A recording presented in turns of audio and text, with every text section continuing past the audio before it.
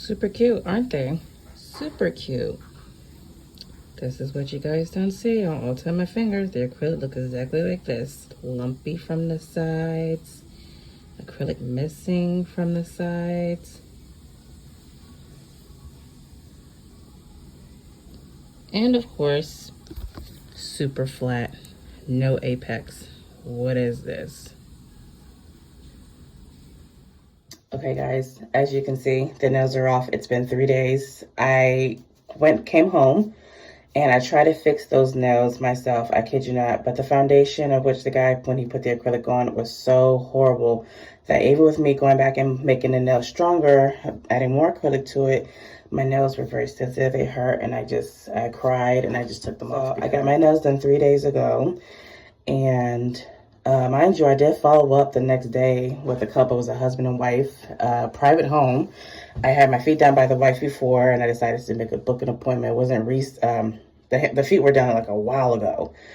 And I remember at the time getting my feet done, when the wife was doing my feet, she had recommended her husband, who did what she said did intricate designs.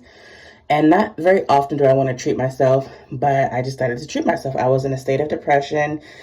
I wanted to be, I needed to be motivated, and I was super excited to be pampered and be treated, and it went horribly wrong. It's one of those situations where you follow the people on Instagram, you see their work, and then when they do your hands, it looks nothing like Instagram. One of the biggest red flags was that he was sighing the entire time when he got to my hands. First of all, the wife did my toes first.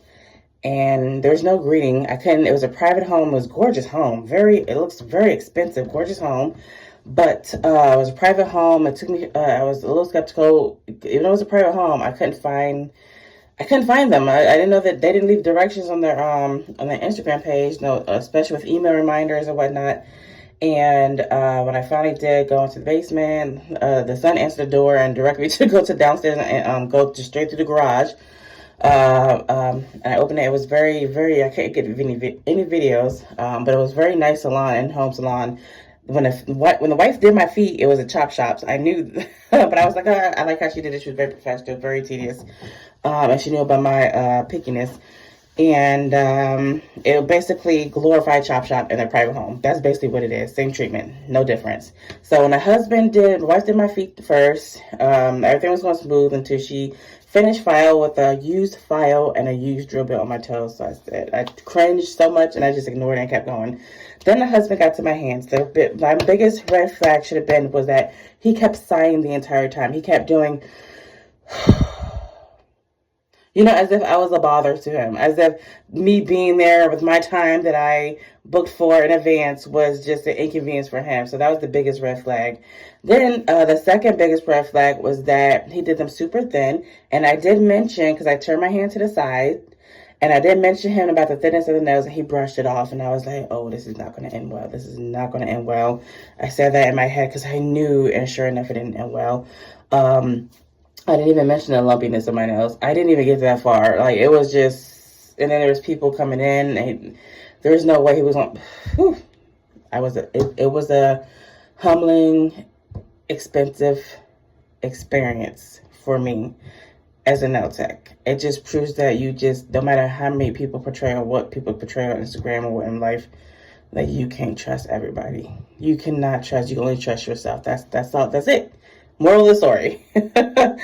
I did go home and I cried about it because I spent over $300. And mind you guys, this is probably, you're going to think I'm crazy. I tipped them each $20 because I am also in this business and I know how it feels. And I also feel that I basically what I call is guilt tip because that's all I had. I had $40 on me.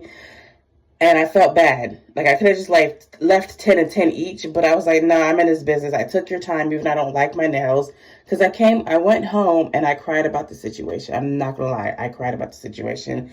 But it's okay. I'm going to digress. And I followed up with them and I never responded. So anyway, it was a lesson learned, expensive lesson learned. I spent $85 on a foot.